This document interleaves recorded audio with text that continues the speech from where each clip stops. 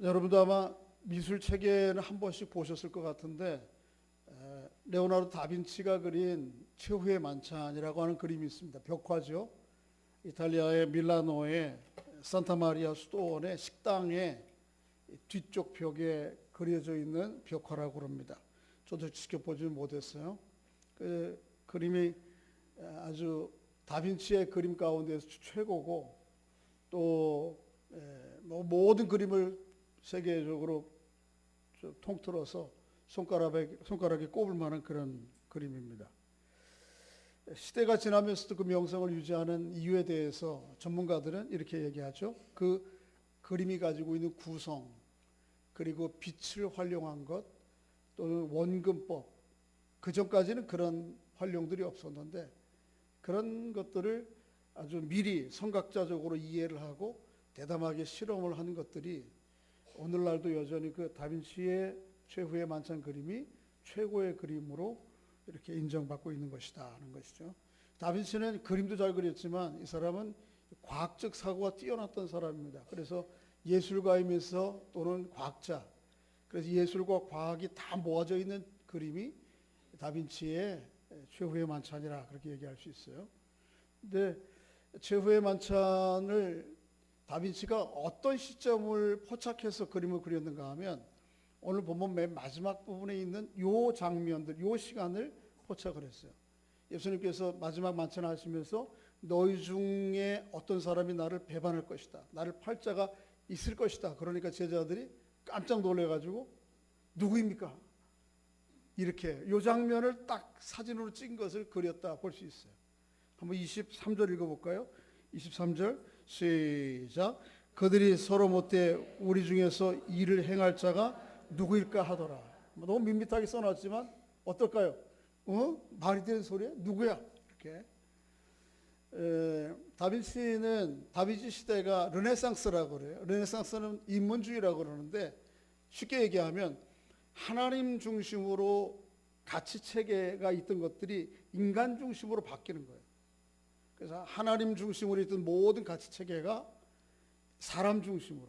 그래서 다빈치의 그림 가운데 특징은 뭐냐 하면 여러 구도적인 미술적인 특징도 있지만 그 가운데에는 사람들을 아주 생동감 있게 그려요.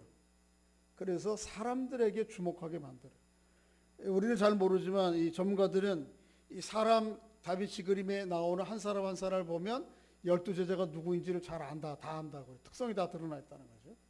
한번 좀 보여드리겠습니다만은 너무 화면이 밝고 뒤가 좀 그림이 좀 시원찮아서 이렇게 돼 있어요. 그죠? 그래서 예수님이 가운데 계신 분이 누구예요? 예수님. 뭐 여러 이렇게 빛을 이용하는 것, 여기는 어둡게 하고 여기는 밝게 하는 것, 그 다음에 대칭과 원근법을 이용하는 것, 이런 것이 미술사적으로 굉장히 중요한 관점인데 성경의 관점은 그것보다는 뭐냐면 다빈치가 요 장면 도대체 누구야? 이렇게 하는 거예요. 혹시 너? 이러는 거예요. 왜? 사람의 인물들에게 초점을 맞춘 거예요. 가운데 예수님, 요한, 베드로가 여기에요. 베드로, 요한.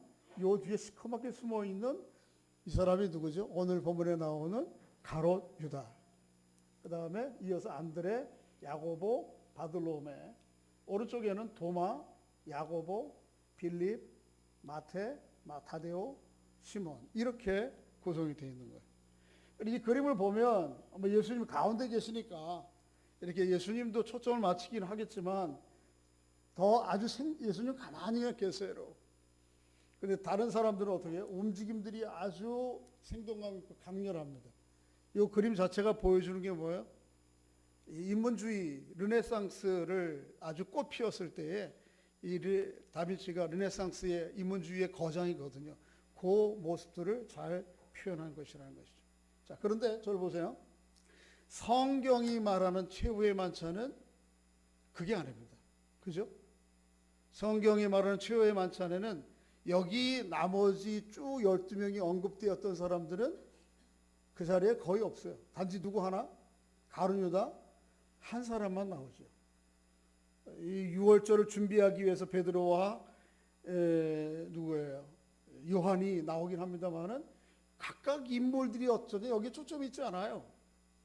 근데 이 다빈치의 그림은 이 각각의 인물들을 아주 강조하는 거예요. 성경은 그게 아니에요. 성경은 뭘 강조하고 있는 것이요? 이 마지막 만찬을 하시는 주님, 그리고 이 마지막 만찬에서 주님이 하신 말씀과 그 말씀대로 이후에 이루어질 주님의 고난과 십자가의 죽으심과 그 의미에 대해서 성경은 이야기하고 있는 것이죠. 다빈치의 그림이 아니고 오늘 성경이 말하는 예수님의 마지막 만찬은 과연 어떤 의미가 있는가 하는 것들을 좀 말씀을 통해 살펴보고, 우리도 예수님의 이 마지막 만찬을 기점으로 우리에게 성만찬의 성예가 제정되어 있잖아요. 그래서 가깝게는 한 달에 한 번씩이라든지 좀 멀게는 두세 달에 한 번씩 우리가 성례를 참석하게 되는데, 우리가 참석하는 그 성례는 어떤 의미가 있는 것인가, 그리고 어떤 마음으로 그 성례를 참석해야 되는지, 참여해야 되는지 한번 좀 살펴보기로 합니다. 자, 저를 보세요. 점심에 뭐 먹을까 그건 나중에 생각하시고, 점심 식사 후에는 우리 영화관 가는 거야, 아니면 무슨 보라매 공원 가는 거야, 오늘 날씨 추운데 어떻게 하지? 다 내려놓으시고 지금은 말씀을 나누는 시간입니다. 자, 보세요. 오늘 보면 1절부터 23절까지 되어 있는데 1절부터 6절까지 전반부와 뒤에 20절부터 23절까지가 대제사장과 서기관들이 예수를 죽일 음모를 꾸미고 그 음모에 가룟 유다가 가담하는 장면이 기록되어 있고, 그 가담 이후에 가룟 유다는 실제적으로 마지막 만찬 자리에 앉아서 식사를 하고 있지만은 실제적으로는 예수를 팔려고 하는 음모들을 갖고 있는 내용들이 앞뒤에 이렇게 배치되어 있어요. 이걸 가르쳐서 뭐라고 그러죠? 수미, 상, 관. 앞에와 끝이 비슷한 내용을 가지고 기록을 하고 있어요. 굉장히 어두워요. 아니, 유월절과 무교절을 준비하면서 사람을 죽일 궁리를 하고 있다니. 이 기쁨의 명절에, 그죠?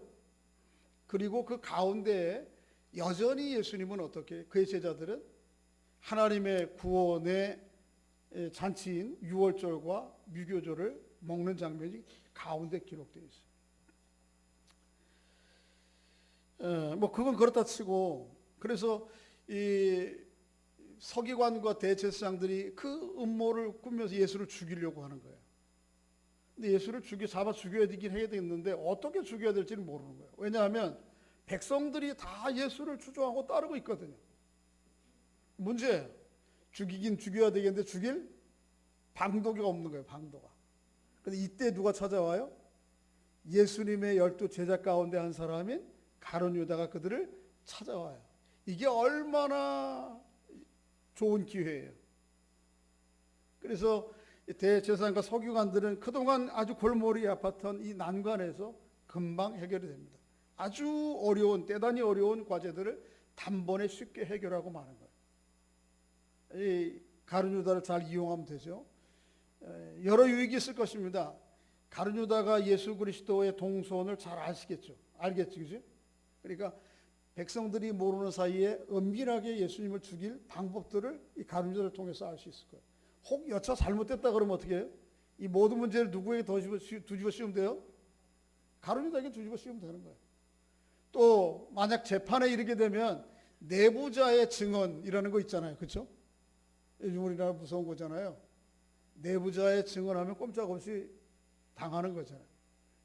마치 가룟 유다 그 내부자로서 예수를 고발하는데 편이 되어준다면 이거 금방 예수 그리스도를 잡아놓을 수 있는 거죠. 이렇게 아주 좋은 기회를 대제사장과 서기관들이 잡았던 것이죠. 그런데 한번 생각해 보세요. 가룟 유다는 왜 예수님을 팔아넘기려고 그랬을까? 한번 저를 보세요. 왜 그랬을 것 같아요? 3년 동안이나 주님을 따라다녔는데. 여러 이유가 있겠지만 학자들이 크게 두 가지예요. 첫째는 가룟 유다는 예수 그리스도를 혁명자라고 생각합니다. 로마가 자기 나라를 지배하고 있었는데, 자기 민족을, 그 로마의 지배하에서 자기들을 구원해 줄 정치적 구원자로서, 혁명가로서 예수 그리스도를 기대한 거예요. 그런데 그게 아니고 뭐라고 그래? 예수님이 그게 아니고 나는 고난받고 어떻게 하겠다? 죽을 것이다. 이렇게 얘기하는 거니까 실망한 거예요. 여러분, 앞에 가는 지도자들에게, 기대를 갖고 있던 지도자들에게 실망하게 되면 그 실망이 나중에 뭐로 바뀔 수 있어요? 분노로 바뀔 수 있어요. 그래서 가룟 유다가 아마 그것 때문에 예수를 팔아넘길 것 같다. 학자들의 추측이에요. 가능성 충분히 있습니다. 두 번째는 원래 가룟 유다는 인간이 그런 인간이야. 뭐만 밝히는 인간이에요? 돈만 밝히는 인간이었는데 은밀하게 예수님 쫓아다니다가 한몫 챙기려고 했는데 안 되니까 선생이라도 팔아넘겨서 어떻게 한몫 챙기자. 사람의 됨됨이 때문에 예수님을 팔아넘기는 것으로 그렇게 이해할 수도 있어요. 못된 사람이 선생이 못된 제자 만나가지고 벌어진 사건이 예수 그리스도의 십자가다. 그렇게 얘기할 수 있어요. 일리가 조금 있어요. 근데 그게 다가 아니에요. 그럴 부분이 충분히 동의되는 부분이 있지만 그게 다가 아니에요. 이 가룟 유다가 예수님을 팔아넘긴 결정적인 이유가 오늘 본문에 하나 나와요. 그게 3절이에요. 한번 읽어보겠습니다. 3절 시작. 12 중에 하나인 가롯이라 부르는 유다에게 다시 한번 시작. 보세요. 가룟 유다가 예수님을 팔아넘긴 가장 결정적인 이유가 뭐예요? 누가 그에게 들어간 거예요? 사탄이 들어간 거예요. 그러니까 가룟 유다의 개인적인 정치적인 욕심과 욕망, 혹 물질에 대한 성품의 모자람 이런 것 때문에 이 문제가 사건이 발생할 수 있지만 그것보다 성경은 더 결정적인 이유가 그에게 뭐가 들어갔다고요? 사탄이 들어갔다고. 사탄의 역사라는 것이죠. 자, 사탄이 누구예요? 한번 읽어보겠습니다. 요한계시록 12장 9절 시작. 큰 용이 내쫓겨니 옛뱀 곧 마귀라고도 하고 사탄이라고도 하며 온 천하를 꾀. 한번 다시 한번 시작. 큰 용이 내어 쫓기니 옛뱀 곧 마귀라고도 하고 사탄이라고도 하며 온 천하를. 자, 용은 뭐 우리 계시록에 나오는 개념이니까 좀 차지하고라도 옛뱀 하면 누가 생각나요? 어디가 생각나요? 창세기 3장에 첫사람 아담과 하와를 꿰어서 죄짓게 해서 이후에 모든 인류에게 죄 아래 있게 한 존재. 그게 누구예요? 옛뱀이에요. 마귀는 오늘 본문에 나오는 사탄이라고 하는 다른 이름이기도 하고. 그런데 옛뱀이든 마귀든 사탄이든 큰 용이든 다 같은 존재인데 다른 이름이에요. 그가 하는 일이 뭐예요? 온 천하를 꿰는 사람. 한두 사람 삶의 사소한 문제 때문에 실망하고 낙심하고 좌절하게 만드는 존재가 아니고 온 세상을 꿰는 존재. 이 사탄 마귀가 누구에게 들어간 거예요? 유다에게 들어간 거예요. 뭘 얘기하려고 하는 거예요? 성경은 이 문제가 단지 가룟 유다라고 하는 개인적인 성품과 욕심과 야망을 가진 좌절 때문에 온 문제가 아니고 그거보다 엄청난 큰 문제라는 거예요. 우주적인 사건이라는 거예요. 영적인 문제라는 거, 다른 표현으로 얘기하면. 사탄 마귀는 끊임없이 예수 그리스도와 하나님을 믿는 사람들의 일을 방해해요. 앞에 살펴본 것처럼 뭐예요? 첫사람 아담을 넘어뜨리기도 하지만은 예수님이 이 땅에 오셨을 때 이후에 예수님을 통해서 이루시고자 하는 하나님의 일들을 계속 방해해 가요. 그래서 예수님의 공생애를 시작하시려고 할 때에 예수님을 어떻게 하죠? 시험하시죠. 3번 시험하잖아요. 그죠? 이 돌을 가지고 뭘 만들어 먹으라? 성전에서 어떻게 하라? 3번. 예수님의 공생애를 시작할 때 처음 등장해서 사탄 마귀가 예수님을 그르치려고 합니다. 그르치려고. 그것만이 아니에요. 아주 중요한 시점마다 나타나요. 예수님께서 처음부터 자신의 존재가 누구인지를 얘기는 안 하세요. 제자들을 쭉 양육하고 훈련하는 기간 중에 거의 생의 마지막 판에 와서 마태복음 16장에 보면 제자들과 함께 가이사랴 빌립보 때 계실 때 묻시죠. 사람들이 나를 누구라 하느냐? 뭐 이런저런 얘기합니다. 너희들은 나를 누가 하느냐? 그때 최초로 베드로가 예수님에 대해서 고백을 해요. 예수님이 어떤 분인지 알아요. 뭐라고 고백하죠? 주님 그리스도의 살아계신 하나님의 아들입니다. 그러니까 예수님 뭐라고 그러죠? 바요나 시몬아 내가 복이 있도다. 근데 그 다음 중에 그 신앙 고백을 듣고 난 다음에 예수님께서 내가 얼마 후에 사람들에게 고난과 고통을 당하고 십자가에 죽을 것이다. 그리고 3일 만에 부활할 것이다. 그 이야기를 바로 이어서 말씀하세요. 베드로가 뭐라 그러죠? 그런 일이 있으면 안 됩니다. 그런 일은 제 눈앞에서 일어날 수 없습니다. 안 됩니다. 그런데 예수님께서 이렇게 얘기하세요. 읽어보겠습니다. 시작. 예수께서 돌이키시며 베드로에게 이르시되 사단아 내 뒤로 물러가라. 너는 나를 넘어지게 하는 자로다. 내가 하나님의 일을 생각지 아니하고 도리어 사람의 일을. 오늘 본문에는 사단이 누구에게 들어가서 일하죠? 가룟 유다를 통해서 일하지만 마태복음 16장에서 주님 십자가에 돌아가시면 안 됩니다. 그렇게 하시면 안 됩니다 라고 할 때는 누구를 통해서 일하려고 하는 거예요? 베드로를 통해서.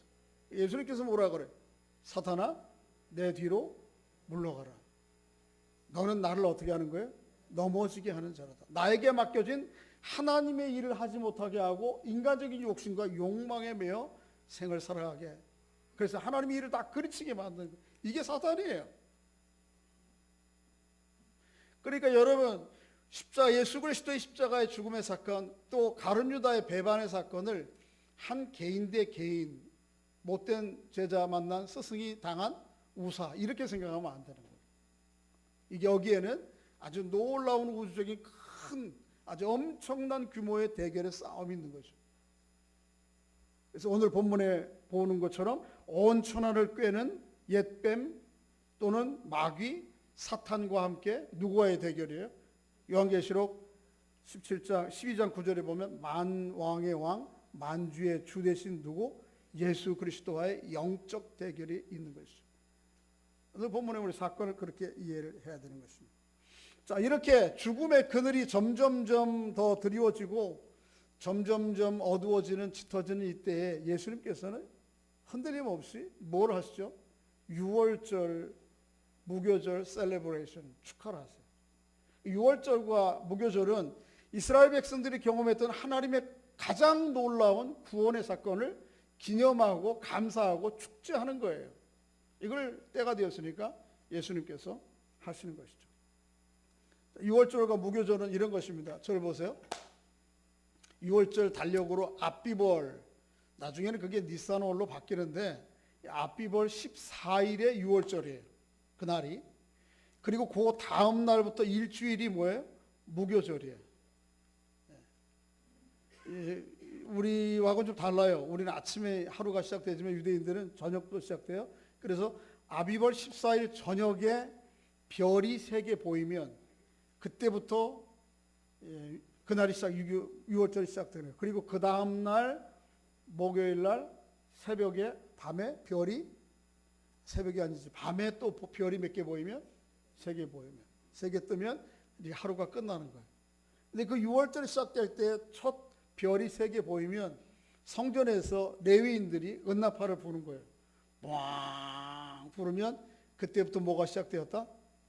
6월절이 시작되었다. 그리고 각 가정에서 또 가정이 아니면 모인 곳에서 사람들이 6월절을 갖게 되는 것이죠. 6월절 때는 3번의 포도주를 마셨어요. 아니 4번의 포도주. 우리가 하는 성찬은 몇 번 마시죠? 한 번 마시죠. 6월절에 포도주는 몇 번? 몇 번? 4번. 제가 지금 막 이렇게 당황하는 이유는 뭐냐면 눈을 감고 계신 분들이 자꾸 눈에 들어와서. 자, 몇 번이요? 첫 번째 가족들이 모여서 그 나팔 소리가 듣고 난다. 이제 시작하자 하는 거죠. 그러면 아버지가 가정에서 할 때 잔을 다 돌리는 거죠. 뭐 오늘 아침인가 이 얘기를 했더니 우리 집사람이 어린애들도 포도 좀 마셔요. 그래서 몰라요 나도. 어쨌든 4잔을 마시는데 그 식구들끼리 다 한 잔을 마십니다. 마시고 난 다음에 그 집의 가장 어린 아들이 아버지에게 묻는 것입니다. 아버지, 정해진 질문이에요. 이 밤은 다른 밤들과 어떻게 다릅니까? 이 밤은 다른 밤들과 어떻게 다릅니까? 그러면 아버지가 그 밤이 다른 밤들과 어떻게 다른지를 설명하는 거예요. 그게 뭐예요? 뭘 설명해야 되겠죠? 출애굽 유월절 사건들을 이야기들을 하는 거죠. 세 가지 중요한 음식들이 놓인 거예요. 첫째는 뭐예요? 어린 양 고기, 양으로 잡은 고기. 두 번째는 뭐? 쓴 나물. 그리고 세 번째는 뭐? 무교병. 이 세 가지를 놓고 설명하는 거죠. 왜 여기 양 고기가 올라와 있는지. 왜 올라와 있는 거죠? 이스라엘 백성들이 애굽에서 고난과 고통을 당하고 있을 때에 하나님 앞에 기도하죠. 그래서 모세를 통해서 그들을 구출해내요. 여러 가지 기적과 사건들이 있지만 그들을 지배하고 있던 바로는 마음이 꿈쩍도 안 합니다. 하나님께서 마지막으로 애굽을 심판하기 위해서 한 것이 뭐예요? 모든 장자들을 그 6월절 날 밤에 다 죽게 만드는 거예요. 사람도 장자 죽고 동물도 죽고 다 죽어요. 그런데 단지 하나님의 살아계심과 하나님의 약속을 신뢰하고 하나님이 말씀하신 대로 양을 잡아서 양의 피를 문설주에 바른 사람의 집은 넘어가는 거예요. 심판하지 않는 거예요. 그 밤을 이야기를 해주는 거예요. 고기를 놓고. 그 다음에 뭘 얘기해요? 쓴나물. 쓴나물은 뭘 얘기하는 거예요? 그들이 당한 그동안의 고통을 얘기하는 거예요. 이 고통 가운데에서, 아픔 가운데에서 우리를 어떻게 구원해 주는지. 또 이후는 뭐예요? 무교절이에요. 무교절은 왜 무교절이에요? 누룩이 없는 거. 애굽에 살 때에는, 살림살이 할 때에는 이스트 넣고 빵 넣어서 제대로 만들어 먹었는데 광야 생활을 걸어가면서 언제 이거 반죽해서 어떻게 해요? 또 부풀렸다가 먹어요. 그러니까 광야에서 먹는 건 그냥 해 먹어야 되는 거거든요. 이걸 상징하는 거예요. 이거를 설명하는 거예요. 이게 첫째 잔이에요. 드셨어요? 드셨다고 한번 생각해 봐요. 첫째 잔 지금 나눈 거예요. 두 번째 잔을 이제 아버지가 따라서 또 나누죠. 그러면 또 다시 한번 모든 가족들이 두 번째 잔을 마시고 난 다음에는 찬양을 하고 아버지가 빵을 떼어주는 겁니다. 빵을. 이 빵은 이제 주식이에요. 그래서 이 무교절을 많이 떼어주는 거죠. 다 나눠 먹는 거예요. 그리고 다 먹을 만큼 먹고 나면, 다 배부르게 먹고 나면 뭐 하는 거예요? 세 번째 잔을 다시 한 잔씩 돌리는 것입니다. 세 번째 잔을 돌리고 난 다음에 할렐이라고 하는 시편 115편부터 18편에 나오는 찬양을 같이 하는 거예요. 그리고 맨 마지막 잔을 마심으로 끝이 나요. 이게 6월절 식사예요. 몇 번? 오늘 본문에 몇 번 나올까요? 네 번? 네 번 안 나와요. 두 번 나와요. 두 번. 자, 17절 읽어보겠습니다. 17절 본문 시작. 이에 잔을 받으사 감사 기도하시고 이르시되 이것을 갖다가 너희끼리 나누라. 20절 시작. 저녁 먹은 후에 잔도 그와 같이 하여 이르되 이 잔은 내 피로 세운 새 언약이니 곧 너희를 위하여 붓는 것이라. 그 두 번밖에 없어요. 몇 번? 근데 이 두 번이 몇 번째일까요? 몰라요. 저도 학자들에 따라서 이게 두 번째인지 세 번째인지 아니면 네 번째와 세 번째와 네 번째 잔인지를 그 중요하지가 않아요. 중요한 거는 몇 번째 잔이냐가 중요하지가 않아요. 이 6월절 하나님의 구원의 놀라운 은혜를 기념하고 기뻐하고 감사하면서 거기에서 예수님께서 놀라운 이 말씀을 또 하시는 거예요. 그게 뭔가 하면 19절입니다. 잔이 돌아가고 난 다음에 떡을 떼어주시면서 이렇게 얘기해요. 19절 읽어보겠습니다. 시작. 또 떡을 가져 감사 기도하시고 떼어 그들에게 주시며 이르시되 이것은 너희를 위하여 주는 내 몸이니라. 너희 이것을 행하여 나를 기념하라. 이게 놀라운 얘기 아니에요? 떡인데 떡을 떼어주시면서 뭐라 그래? 이건 내 그냥 보통 떡이 아니고 내 뭐야? 몸이다. 또 20절에는 또 다시 한번 시작. 저녁 먹은 후에 잔도 그와 같이 하여 이르시되 이 잔은 내 피로 세운 새 언약이니 곧 너희를 위하여 붓는 것이다. 이건 내 뭐다? 피다. 저 보세요. 우리는 성찬을 떡을 받고 난 다음에 바로 떡을 받고 난 다음에 바로 하죠. 뭐 하죠? 잔을 받죠. 근데 오늘 보면은 예수님의 제자들이 떡을 받고 난 다음에 바로 잔을 받았을까요? 아니면 한참 시간이 걸렸을까요? 식사를 해야 되는 거니까 떡을 가지고. 근데 어쩌면 그걸 우리는 축약해서 어떻게 하는 거예요? 간단하게 하지만 중요한 건 뭐예요? 예수님께서 떡을 주시면서 이것은 내 몸이라 그렇게 말씀하시고 또 잔을 주시면서 포도주를 주시면서는 뭐라고 그래? 이거는 내 피라. 이게 세 번째 잔이냐 두 번째 잔이냐 별로 중요하지 않아. 중요한 건 그 잔과 피를 떡을 주시면서 이건 내 몸이요 내 살이라 그렇게 말씀하셨다는 거죠. 이렇게 주님의 떡에 참여하고 성찬에 참여하는 것, 피에 참여하는 것에 대해서 성경은 어떻게 얘기하고 있는지 좀 살펴보기로 하는데, 그것보다 먼저는 더 왜 이스라엘 백성들이 포도주를 유월절 때 4번 마셨는가? 그 기원이 어디 있는가 하면 출애굽기 6장에 있어요. 한번 읽어보겠습니다. 시작. 이스라엘 자손에게 말하기를 나는 여호와라. 내가 애굽 사람의 무거운 짐에서 너희를 빼내어 그들의 노역에서 너희를 건지며 편팔과 여러 큰 짐승으로 속량하여 너희를 내 백성으로 삼고 나는 너의 이 4가지 동사가 나오죠.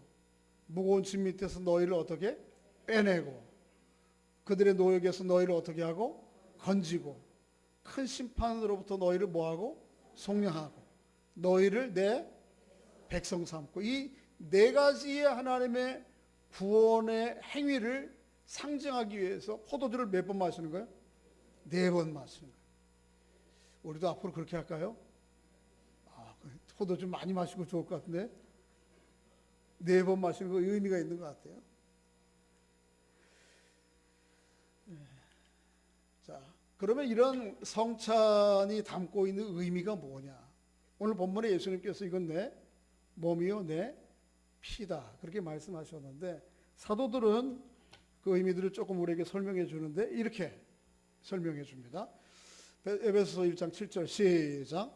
우리는 그리스도 안에서 그의 언약의 풍성함을 따라 그의 피로 말미암아 속량 곧 예수님께서 십자가에서 피를 흘리신 이유는, 그리고 그걸 상징하는 포도주 잔을 우리가 성찬에서 받는 이유는 그 피와 성찬에 담긴 피를 상징하는 성찬에 담긴 포도주 예수 그리스도의 피가 우리를 죄로부터 뭐하기 때문에 속량하기 때문에, 우리가 성찬에 참여할 때 늘 이 사실을 기억해야 돼요.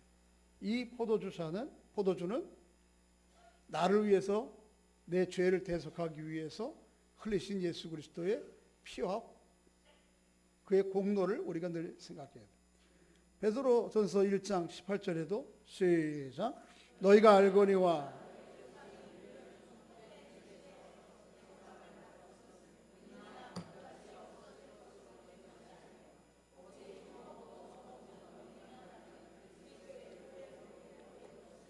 바울과 다르게 베드로는 죄에서의 속량을 다른 표현으로 헛된 행실에서의 대속이라 그렇게.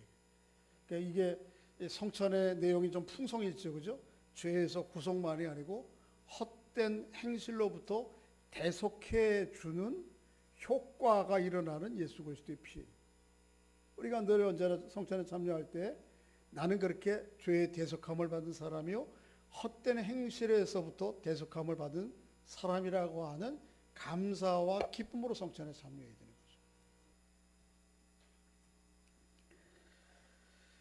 거죠. 이렇게 성찬에 대해 말씀하시면서 조금 더 우리가 좀 더 주목해야 될 말씀이 20절에 언급되어 있는데 들어가 있는데 그 내용을 좀 더 하나 살펴보겠습니다. 20절 시작. 잔도 그와 같이 하여 이르시되 이 잔은 내 피로 세운 새 언약이니 곧 너희를 위하여 붓는 것이. 뭐라고요? 새 언약이에요. 새 언약이 있으면 무슨 언약도 있을까요? 예? 아직도 점심 메뉴에서 정신이 못 떠나신 분이 노예 해방이 안 된 분이 계신데, 자 저를 보세요. 새 언약이 있으면 뭐도 있어요? 옛 언약도 있죠. 옛 언약은 우리로 얘기하면 약속과 같은 것인데 조금 더 거룩한 의미가 들어있습니다만 간단히 그렇게 설명합시다. 하나님과 사람 사이의 약속이. 첫 언약이 언제 나와요? 창세기 1장 26절부터 28절 사람을 처음 만들고 난 다음에 30절까지 하나님 뭐라고 그랬어요? 사람의 형상으로 지으시고 세상 만물을 사람들에게 맡기시고 세상을 어떻게 하라? 다스리라. 그러면 하나님의 뜻대로 이 일을 행하면 하나님께서 모든 것을 다 공급해 주신다고 하는 약속이 이게 창조 언약이에요. 아담이 지켰어요? 안 지켰어요? 안 지켰어요. 하나님께서 안 되겠다 싶으니까 나중에 또 누구를 불러요? 아브라함을 불러요. 그래서 아브라함과 함께 너로 말미암아 새로운 민족을 이루고 그 민족을 통해서 하나님의 나라를 이룰 것이라고 약속해요. 그게 창세기 15장에 나오는 재물을 갈라놓고 아브라함과 맺는 언약이에요. 17장에 다시 한번 반복하는데, 그런데 아브라함과 그의 후손이 이걸 지켜요? 안 지켜요? 안 지켜요. 그래서 결국 그 결과로 말미암아 이스라엘 백성들이 어디에 노예로 가는 거예요? 애굽의 노예로 가는 거예요. 애굽의 노예 가운데서 탄식하니까 하나님께서 다시 그들을 모세를 통해서 불러내요. 광야로. 그리고 그들과 함께 다시 언약을 세워요. 그게 출애굽기 19장에 나오는 시내산 언약이에요. 그게 이스라엘 백성들이 지켜요? 안 지켜요? 안 지켜요. 나중에 누구를 통해서 또 언약을 다시 새롭게 하시죠? 이스라엘의 가장 위대한 왕 다윗을 통해서 언약을 새롭게 하십니다. 그게 뭐예요? 다윗 언약이에요. 사무엘하 7장에 나오. 근데 계속 번번이 사람들이 하나님의 약속을 지키지 않아요. 종국에 가서는 하나님께서 예레미야 선지자를 통해서 이전에 있던 언약과는 다른 언약, 다른 차원의 언약, 꼭 그 언약을 지킬 수밖에 없는 한 사람을 세우겠다고 약속하세요. 그리고 그 새 언약을 예언하세요. 그게 예레미야 31장 31절 33절 읽어보겠습니다. 시작. 여호와의 말씀이니라. 보라, 날이 이르리니 내가 이스라엘 집과 이전의 언약이 다 망가졌어요. 사람으로 말미암아. 이전과는 다른 어떤 언약?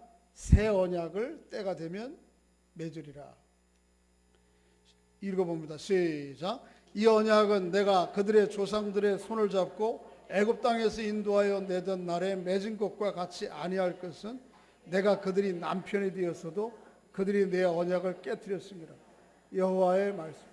하나님과 우리 사람들 사이의 관계를 남편과 아내의 역할로, 남편이 되어서 남편으로서 몫을 하나님은 충분히 제대로 하려고 그러는데 깨뜨리고 나간 거예요.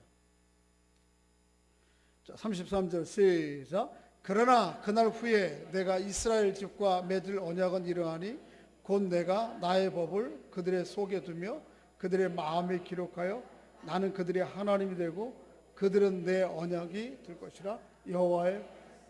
여기에서 예레미야가 얘기하는 새 언약이 오늘 본문에 예수님께서 말씀하시는 그 언약이에요. 그러니까 예수님은 이전에 있던 수많은 언약들이 사람들에 의해서 지켜지지 않았는데 이 언약을 지키도록 하시는 분이에요. 스스로 먼저 그 언약의 증표로 짐승처럼 자기 자신을 내어주시는 분이에요. 아브라함과 언약을 맺을 때 하나님께서 짐승을 잡아서 각을 뜨고 갈라놓으라 그래요. 예? 그리고 언약의 당사자인 하나님이 이쪽에 있고 아브라함이 그쪽에 있어요. 하나님은 뭐 우리처럼 사람이 아니잖아요. 그런데 그 각을 떠놓은 짐승 위로 연기와 불이 지나가요. 연기와 불의 형태로 오신 분이 누구예요? 하나님이에요. 아브라함이 먼저 가지 않고 누가 먼저 가요? 하나님이 먼저 가는 거예요. 아브라함이 지났는지 안 지났는지 기록이 안 되어 있어요. 그 약속이 의미하는 바가 뭐예요? 두 당사자, 약속 가운데 당사자 가운데 지키지 않으면 갈라놓은 뭐처럼 될 거라는 거예요? 짐승처럼 죽게 될 거라는 거예요. 이게 피해 짐승의 언약이에요. 근데 그 짐승의 언약이 아니고 오늘 본문에는 예수 그리스도께서 친히 그 짐승이 되시겠다는 거예요. 다른 차원의 문제죠, 그죠? 예수 그리스도가 십자가상에서 자기를 내어주심으로 이 하나님과 예수 그리스도, 그 예수 그리스도를 믿고 따르는 사람들에게 이 언약이 변경될 수 없음을, 확실함을 예수님께서 보여주시기 위해서 오늘 본문에 그 내용을 말씀하고 계시는 것입니다. 기억하시기 바랍니다. 여러분과 제가 믿는 예수 그리스도는 이전에 있던 그 모든 언약들이 다 깨어졌지만 그 언약들을 다 수렴하실 뿐만 아니고 우리로 말미암아 하나님께 제대로 된 친백성 되게 하시는 분이라는 사실. 별로 실감이 안 나시는지, 설교를 잘 못하고 있는 건지, 한 가지만 더 읽고 확인하고 마치겠는데요. 예수님께서 이 언약을 하시면서 피와 잔을 주시면서 제자들과 함께 다 마셔야 될 텐데, 잔이 몇 번이라고? 4번인데 안 마시세요. 근데 몇 번부터 안 마셨는지 몰라. 제가 볼 때 첫 번째 잔은 같이 마신 거예요. 왜냐하면 첫 번째 잔은 마셔야 그 다음에 6월절 잔치가 시작되는 거니까 마셔야 돼요. 그런데 몇 번째부터인지 모르지만 안 드세요. 자, 16절 읽어보겠습니다. 시작. 내가 너에게 이르노니 이 6월절이 하나님의 나라에서 이르기까지 다시 먹지 아니하시리라. 그러면서 17절 이에 잔을 받으사 감사 기도하시고 이르시되 이것을 갖다가 너희끼리 나누라. 나는 먹지 않겠다. 이게 몇 번째 잔인지 학자들에 따라서 의견이 분분하는데 그건 별로 중요하지 않아요. 몇 번째 잔이.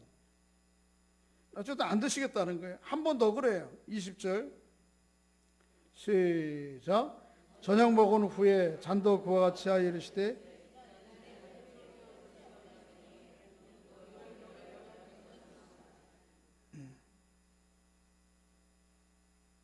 그게 아니죠. 19절이죠. 19절 시작. 아니 죄송합니다. 20절인데 맞는데 저녁 먹은 후에 잔도 그와 같이 하여 이르시되 이 잔은 내 피로 세운 새 언약이니 곧 너희를 위하여 붓는 것이라. 그리고 드시질 않아요. 몇 번째 잔을 안 드셨는지는 별로 중요하지 않아요. 학자들에 따라서는 세 번째 잔부터 안 드신 거다, 아니면 두 번째 잔부터 안 드신 거다, 아니면 네 번째 잔만 안 드신 거다, 이렇게 얘기할 수 있는데, 저 보세요. 중요한 건 뭐예요? 예수님께서 그 마지막 잔을 드시지 않고 보류하고 밀어놓으셨다는 거예요. 그러니까 저를 보세요. 예수님의 마지막 만찬은 끝났어요, 안 끝났어요? 예? 제자들은 다 마셔서 제자들은 끝났는지 모르는데 예수님의 잔은 끝났어요, 안 끝났어요? 안 끝난 거예요. 그 얘기는 뭐예요? 예수님이 우리에게 베풀어 주신 구원과 하나님의 나라가 그게 두 번째 잔인지 모르지만 두 번째 잔부터 마지막 잔까지 아직 끝난 그 사이에 있는 거예요. 이 얘기는 뭐예요? 곧 주님께서 다시 재림하셔서 구원의 때에 돌아오셔서 이 마지막 잔을 어떻게 하겠다는 거예요? 마시겠다는 거예요. 우리에게 이루어지는 하나님의 나라와 구원이 두 번째 잔이 세 번째 잔인지 모르지만 거기와 마지막 잔 사이에 있는 거예요. 지금 아직도. 주님께서 밀어놓으신 이유는 반드시 이 일을 이루고 돌아와서 이 마지막 잔을 너희와 함께 너희들 앞에서 마시겠다고 하는 주님의 다짐이 들어있는 거예요. 이거는 우리에게 얼마나 큰 위로인지 몰라요.